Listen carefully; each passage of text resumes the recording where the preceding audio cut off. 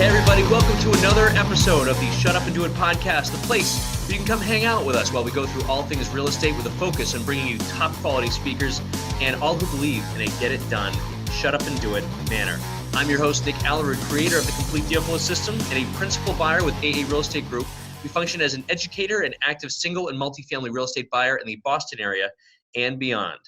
Today is a special day for me because as I just shared with Gabriel before this started, I had listened to him initially. I'm trying to remember what podcast it was, but it was like, I think it was like a year ago. And like this guy with how he scaled his business and what he did to kind of turn things around, I knew that someday I'd be super psyched to have him on the podcast. And here he is today. So Gabriel, I can't thank you enough, man, for spending the time to join us today and sharing your story. Yeah, I'm glad, bro. Thanks for having me on. That's awesome. So I met Gabriel. We're part of a mastermind together down in Florida. And Gabriel, if you want to start, just tell us a little bit about your story. Like what got you into real estate? And truly, what are you passionate about? Maybe your passion's changed too from when you started to now. Oh yeah, for sure. I got into real estate, man, back when I was graduated from college. I went to, a lot of people don't know, but I was a rapper in my past life. So no, I didn't hear that in the last one. I was a rapper in my past life. I was in the music industry for about 6 years as a hobby mostly, but recorded hundreds, well, thousands of songs really. And I went to school for music business, worked in the industry for about a year or so after school.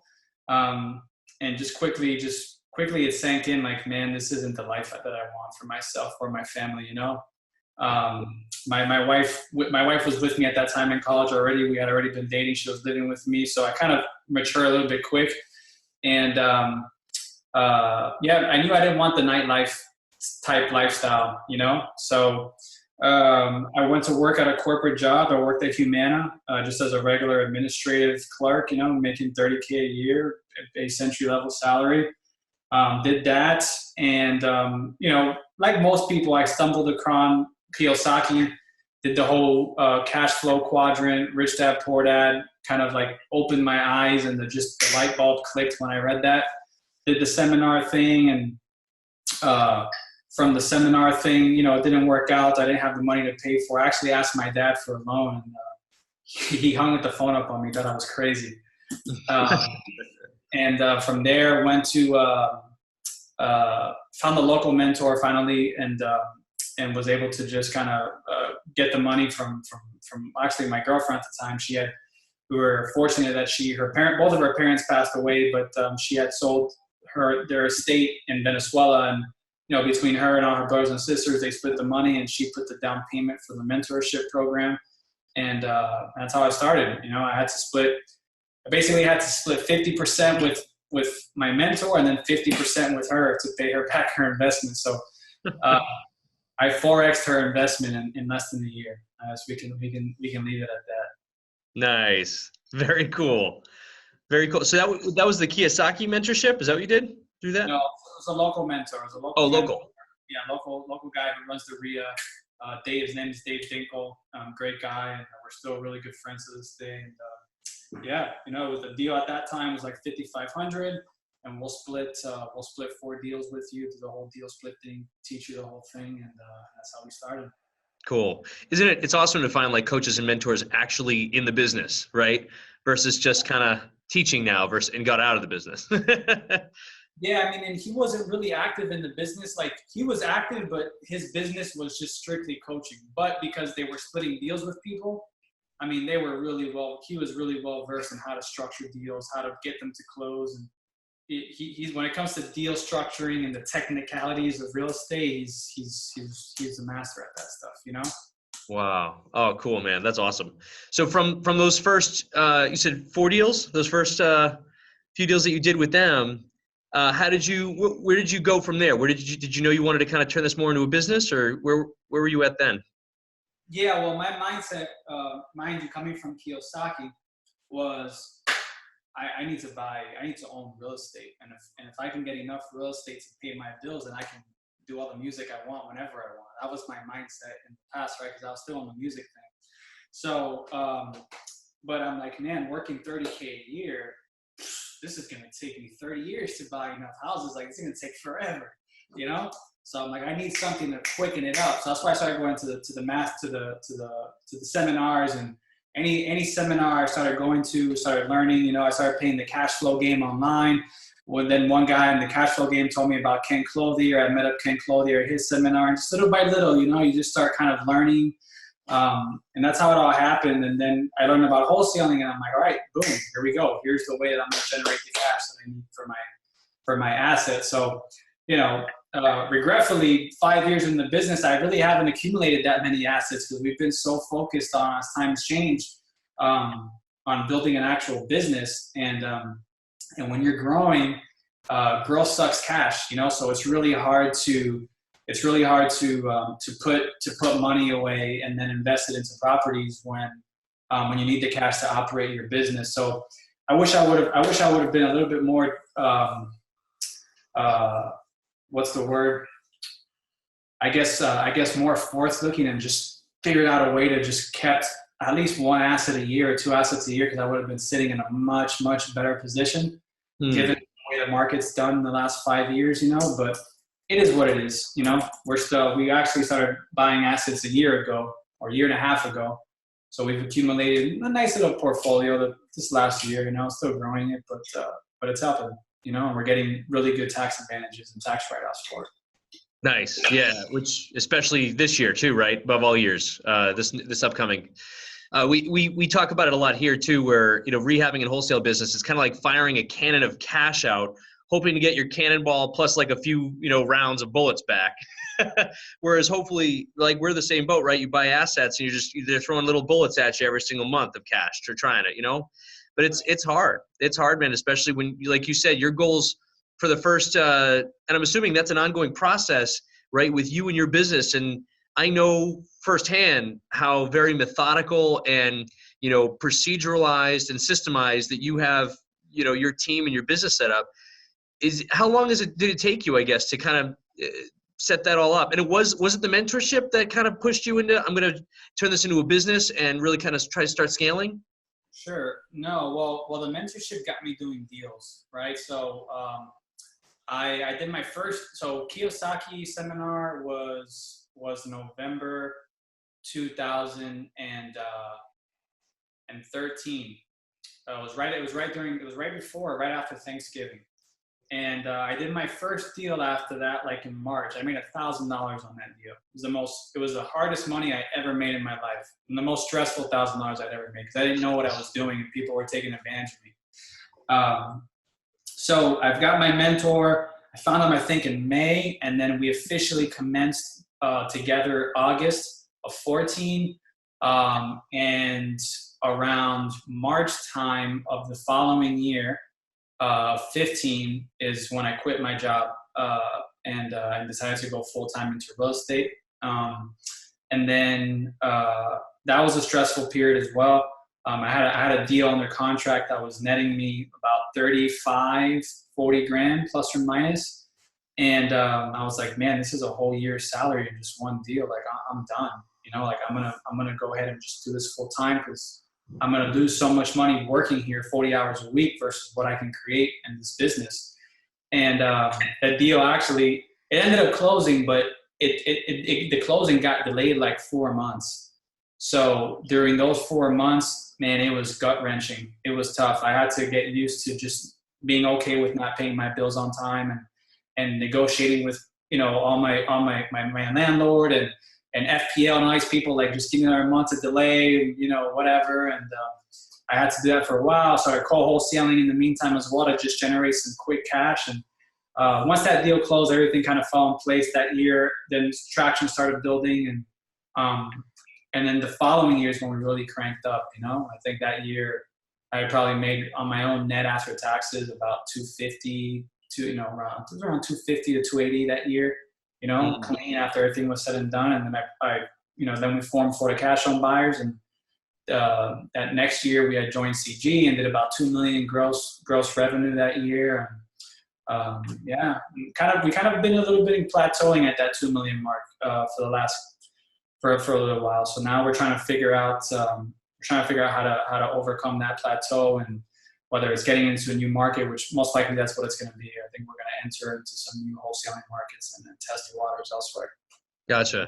That is one heck of a jump, Gabriel. So 1 year, you're not even paying rent, waiting for a $35,000 closing to happen. And then the next year, you go to a $250,000 a year. And then the year after is, $2 million. That's incredible. Do you mind sharing a couple of tips of how you started scaling your business even back then? Yeah, well, in the beginning, it was just grind. I mean, I think the most important thing was having a mentor, really, and because in the beginning, it's like, at least for me, I'm sure a lot of people can relate. If you look at, I don't know, are you familiar with the Colby? With what? What is it? With the Colby Index. No. Well, no. Yeah, not familiar. Well, Go ahead. Colby Index, it's a kind of type of personality profile assessment or whatever. But on the Colby, I'm a high fact finder, right? So I look for a lot of facts. I'm always looking for data, and that's how I am. So, mine, when I'm getting into wholesaling, I'm researching everything and learning, and there's so many things there's so many ways to make money in real estate. So if you find 20 ways to make money, it's like, all right, well, what do you pick? And what most people do is they start throwing darts at all 20, seeing what sticks, and nothing's going to stick like that. Like, you really have to go all in on something, So having the mentor just say, look, just do this. You don't need to do anything else. Just do this and grind at it. That kept my head down, focused, and doing that. And then, when I wouldn't get the results that I would be looking for, I would just go to him, man, this isn't working. What am I doing wrong? Whatever. Just fail faster, Gabe. Fail faster. Just keep going. So that helped a lot. I learned mostly what I could from that mentor for that, because he just taught me really how to do deals, how to find deals, things of that nature. I knew as I started learning about business, reading business books and seeing, I'm like, man, I really like this idea of owning a business. Like, if I can truly have a business, this thing can work without me. It's the same thing as owning real estate that pays you. You just have a business that pays you, it can be a true asset. So we've been on that path now, just trying to create our business as a true asset. We're not there yet. We're pretty damn close. Well, we're not there yet. We've been able to rise totally above the what like the E-Myth calls the technician level and the managerial level.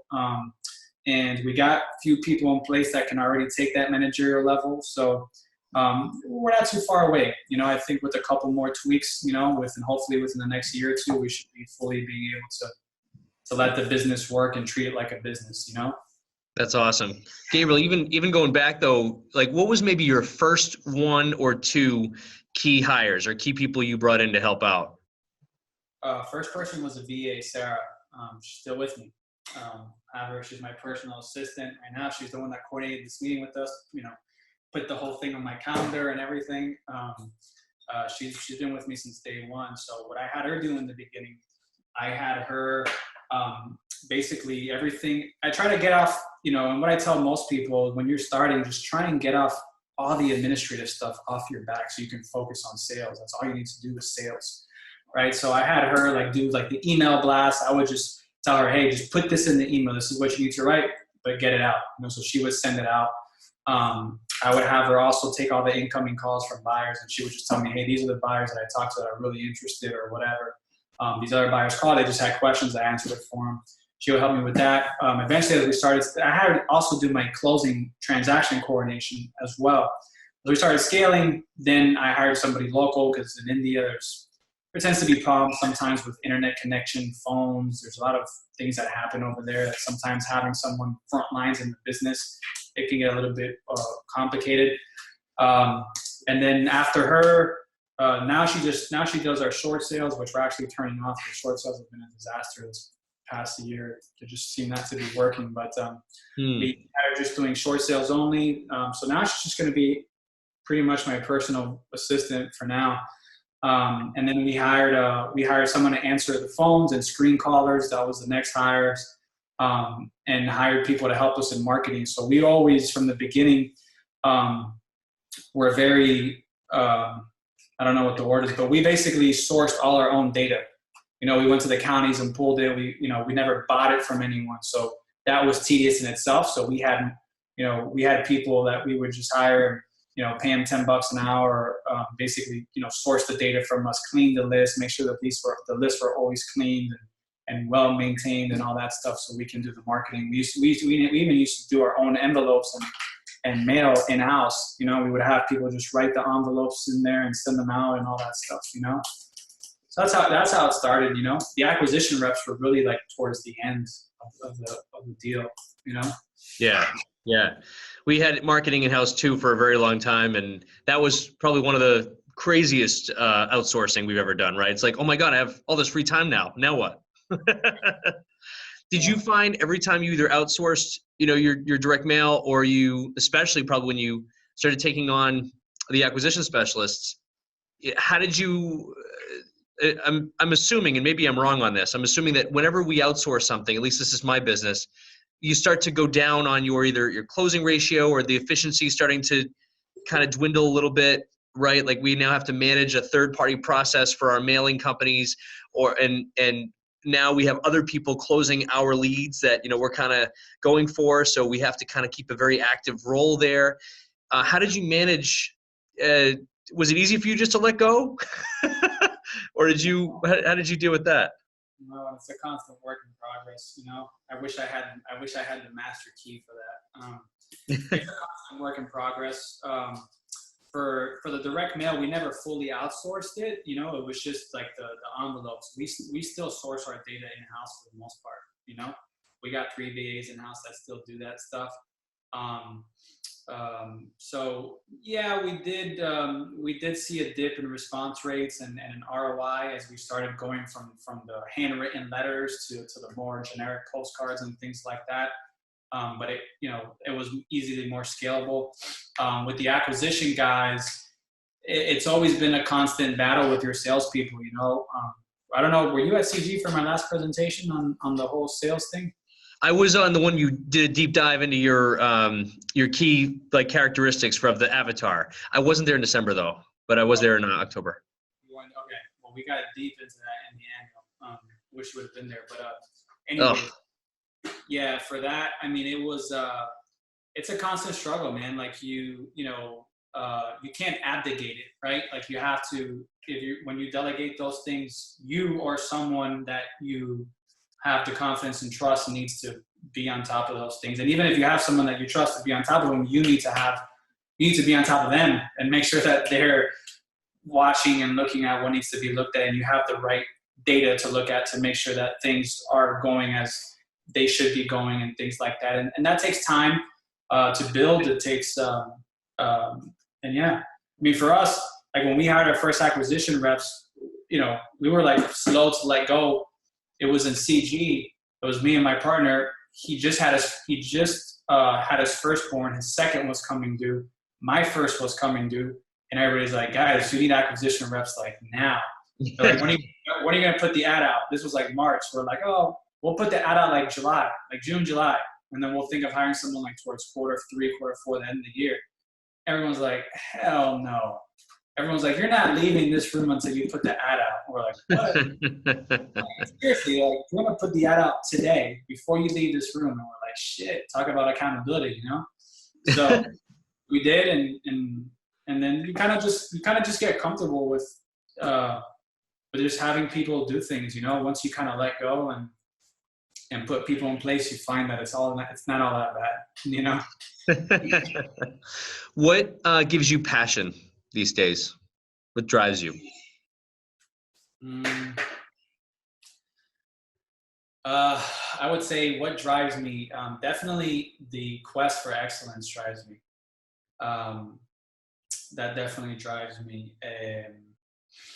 What else would I say would drive me?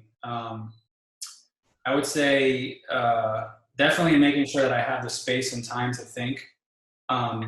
I can never be in a place where I don't have space and time to think and just be. So that's also always been a driver for me, making sure that I'm always there and I have that. Was your music, just on that same note, was your music career, that was kind of one of your big outlets, right?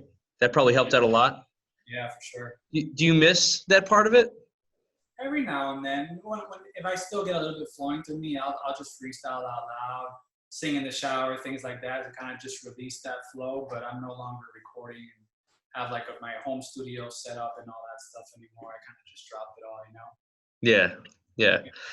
That's cool. I'm watching a great backdrop. Got to tell you, it's not the money I'm after. It's the freedom behind you on that great poster. We obviously talk about here with, with our students here up here too, right? It's all about the money. I mean, I just gotta get that next paycheck. Like you said, that 35 grand, making deals with your landlord, making deal for food and trying to figure it all out. And, we try to say survival first, but then after that, it's no longer about the money, right? And it's about what the money can get for you, what can get for your family. And how old's your kid now? I got two. I got a 4-year-old boy and a 2-year-old boy.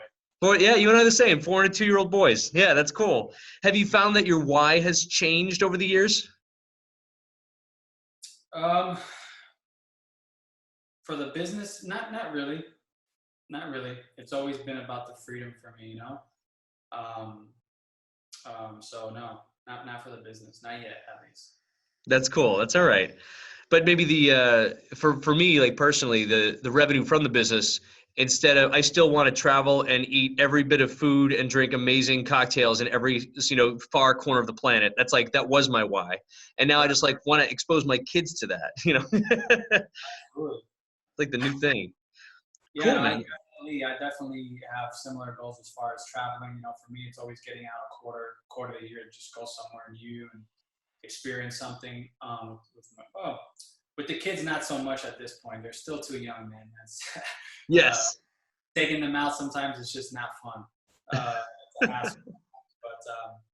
But with me and my wife and stuff like that, for sure. The thing is, I had my kids early too. So when I had my kids, I just started making money in the business, and so we never really got to truly know what it feels like to not have the kids and have the money to be able to truly, enjoy it. So we're getting there. We just got back from Italy 2 weeks ago. That was pretty cool because we had our nanny able to watch the kids, so me and my wife went out for a week without the kids. That was cool. For sure. Awesome. Yeah, I was hoping you'd bring that up. That looked like an amazing trip.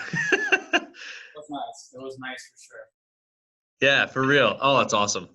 Good stuff. So your quest for excellence every day that drives you. A day in the life for you, Gabriel, like when you get up, do you have a morning routine that you go through to kind of prep you for the day? Sure. And if you're willing to share it, of course. Yeah. I typically change it up every now and then, but the founding blocks are typically the same, right? It includes the morning routine. Typically includes meditation, includes some type of movement, exercise, whatever you want to call it. I call it movement, and then the third part, typically requires reading. Now, I'm not gonna go out here and say that every day it's like on point. Like today, I did the meditation, did the reading. Didn't really get the movement in today, Yesterday I got the movement and the meditation in, but not the reading, So, there's days where it's a little bit off, but for the most part, those three are what I try and shoot for the most part, And the movement I still get throughout the day, regardless. I'm pretty big into health and just like the study of nutrition and how it affects our bodies and our minds and our energy levels and all these things, and so. I tend to be moving. As you can see me now, I'm standing up. I hardly sit down throughout the day. I got a pull-up bar here in my office. I got TRX tables. I got a bike inside my garage that I pull out and just take out whenever I want. I'm always going for walks. So I stay moving throughout the day, for the most part. Nice. That's awesome. I would totally be having a bike here, but right now, as I speak to you, it's 1 degree here in Boston. So I don't know what the weather is in Miami right now, but we're like in the mid 50s to low 60s right now. Oh, so you're facing like a cold spell. You guys don't know what to do with yourselves down there. Oh, yesterday it was like 52 or 53. It was freaking cold for us, man.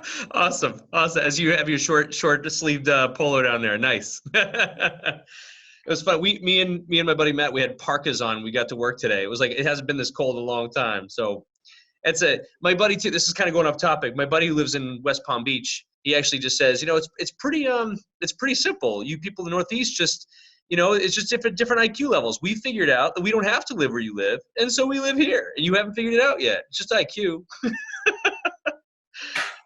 That's awesome. So on your day then, after you do your morning routine, when you get to the office, your primary role, right? So you're visionary for the number one Miami home buying company, the Florida Cash Home Buyers. What is your primary purpose during the day? What do you see yourself doing all the time? It just depends, man. Like, right now, I'll give you an example of some of my priorities right now. I try and have just a couple priorities at a time. I don't like to have too many things on my plate because then, things just never seem to get done. So, right now, some of my things have been, we're implementing scaling up in our business. Not sure if you're familiar with the system. Yep. So, that's kind of one of been my priorities, making sure that we get that dialed in. And another thing I've been working on lately is I'm always working on the technology piece, figuring out how we can implement technology into our business. That's always something I'm doing. But another thing we're doing now is figuring out data.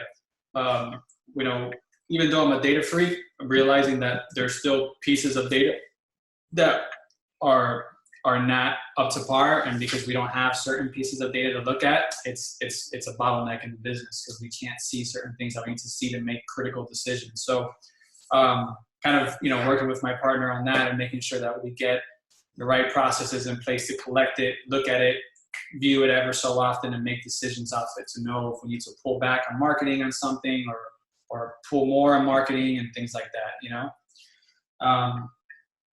besides those things, then, I'm always having one or two priorities for the quarter to look at that I'm doing. And if there's ever just a big problem that needs to be solved or something that just keeps annoying me, then I'll deal with it, Yeah, that's awesome. That's great. I wouldn't call, I don't know if you call them a sales director or a sales coach for your buying team at this point. Are you there yet? We have one in training. So, cool. Yeah, I have a guy that's been 25 years as a sales manager, worked in telecommunications and auto industry. So he's green to real estate right now. So we're kind of right now I have him in inbound lead management, kind of learning the ropes, learning the conversations that happens with the sellers and all the types of situations, and kind of exposing him a little bit to the business so that he can really do what he needs to do, which is oversee the whole system. Cool. Very cool. I know that all markets are local, right? But as we head into 2019, I know that the big topic is the switching market, right? And the shifting gears per se. Are you implementing any differences in your business, or are you going to kind of keep the pace for the changes in 2019? I mean, in a wholesaling business, if you're doing the business right, you should be generating cash, right? I mean, if you're not generating cash, it's not a market problem, it's an operator problem. Amen. There we go. Amen. Market's up or down, right? As long as you know how to operate the essential core of the business to your own core values, right? You're doing well. Do you have core values, Gabriel, for your company?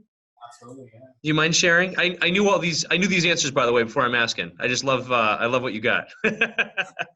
Yeah, so we have Give First, which is the first one. Get It Done, which is the second, and Count on Me, which is the third. I love that. Yeah, that's brilliant.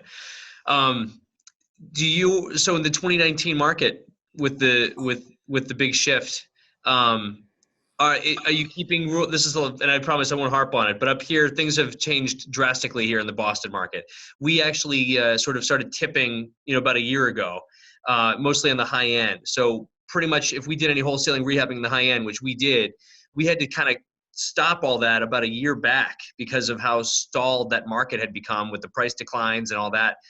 Do you have are there any strategies you're willing to share that are you focusing more on one target than another? Are you changing your buying rules or anything, or it's pretty solid down there? No, I mean, we're experiencing the same thing. I mean, we're going through similar challenges right now in cash flow within our business because of that. I've talked about this in a bunch of podcasts. I think rehabbing is, if you're a marketing and sales company, I think rehabbing is one of the most foolish things you can do in this business, to be honest with you. And I'm guilty of committing this sin or crime or whatever you want to call it. But yeah, I mean, right now we're facing cash flow issues in our business because we're sitting on $4 million of real estate right now. It's just not moving. You know?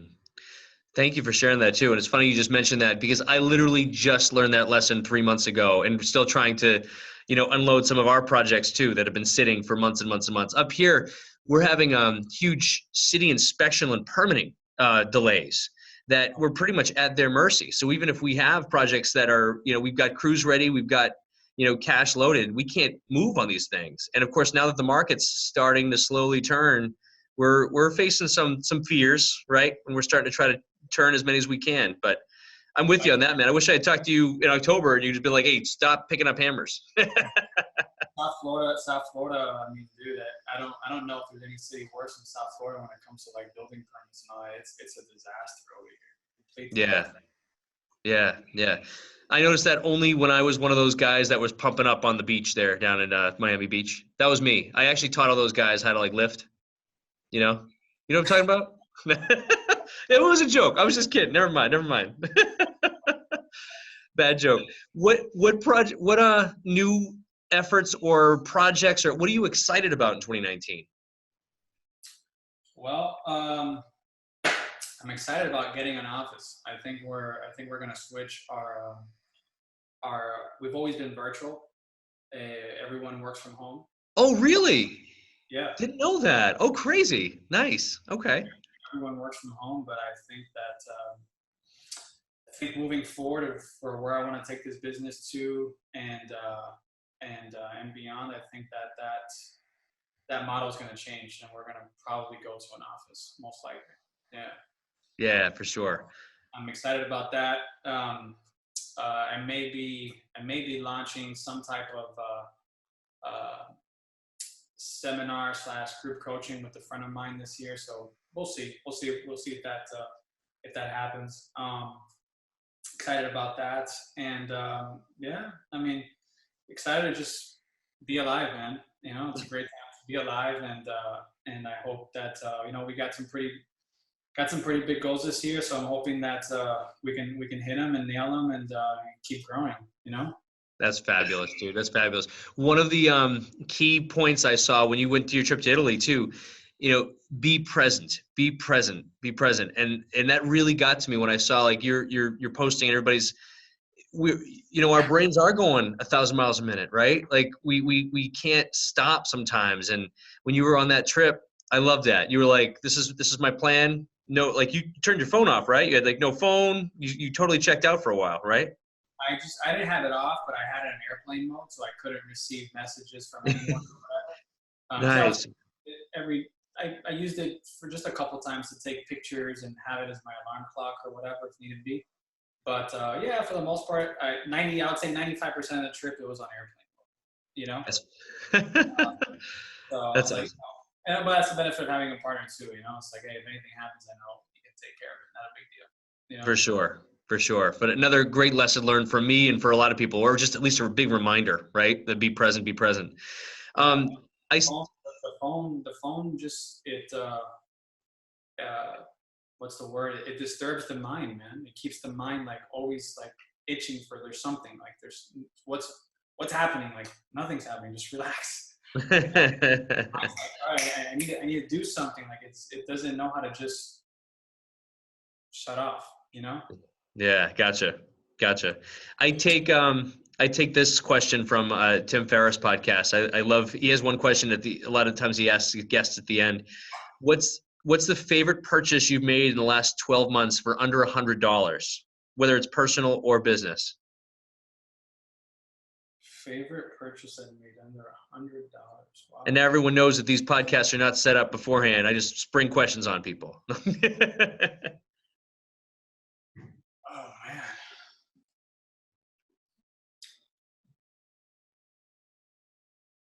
I would say my iron cast skillet. This is awesome. Tell me.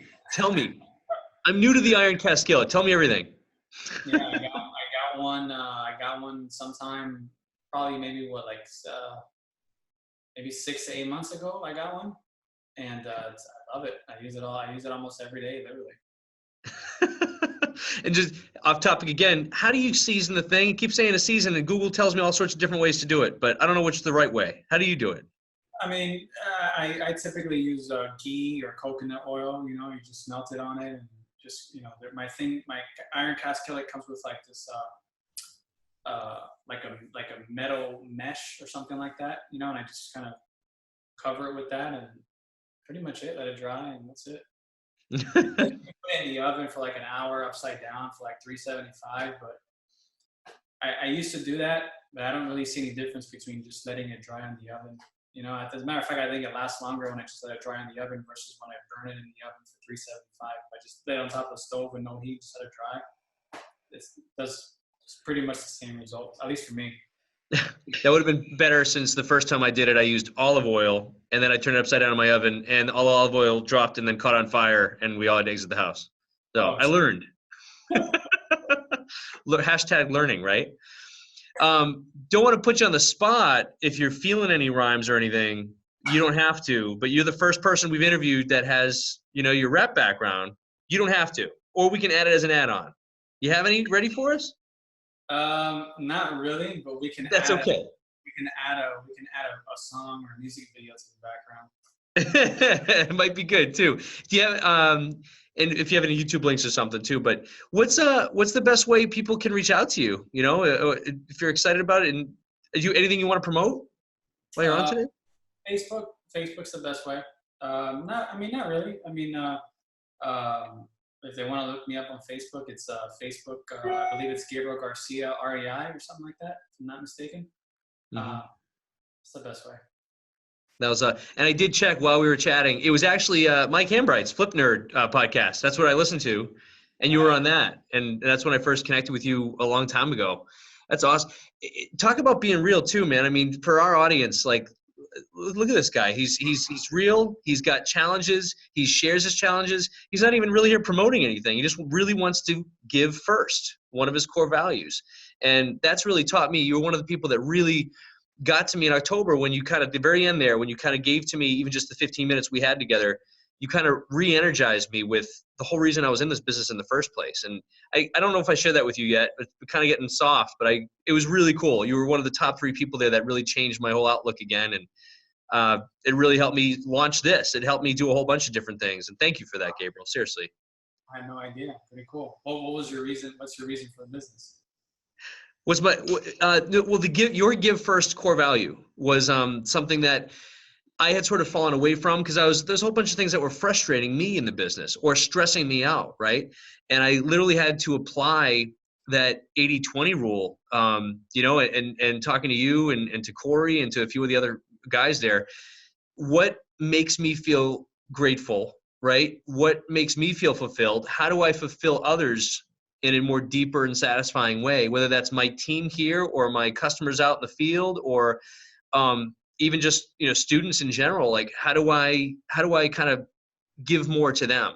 And the giving more, just by remembering the give first and give more mindset, it like totally got me right back into where I was supposed to be, you know, where I was 3 years ago, before kind of the churn and burn of the daily grind just, you know, wears on you, especially when you're doing this in 1-degree weather. You know what I mean? Just kind of wears and wears. Oh. That's awesome. Yeah, man, that was cool. So check out Gabriel on Facebook. It's say your Facebook page one more time. Let me double check. I believe it's Gabriel Garcia and then REI at the end. Yep. Personally, I've got Gabriel Garcia here. I don't know if you wanted people to link in with you personally there, but that is his profile page. And what's your website for the business? FloridaCashHomeBuyers.com. Look at that website. That's a good real estate website, everybody. The domain name. It's Gabriel Garcia 311 is actually Facebook.com/Gabriel Garcia 311. Gabriel Garcia 311.com to connect with Gabriel. Gabriel, I can't thank you enough, man, for your time today. Super, super appreciate it. And I for all the people out here listening, check us out. It's AA Real Estate Props YouTube channel. And hashtag Shut Up and Do It podcast. Gabriel, thanks again, man. Really appreciate you being on. Yeah, honored, bro. Honored. Awesome. All right, guys, I'll see you on the next one.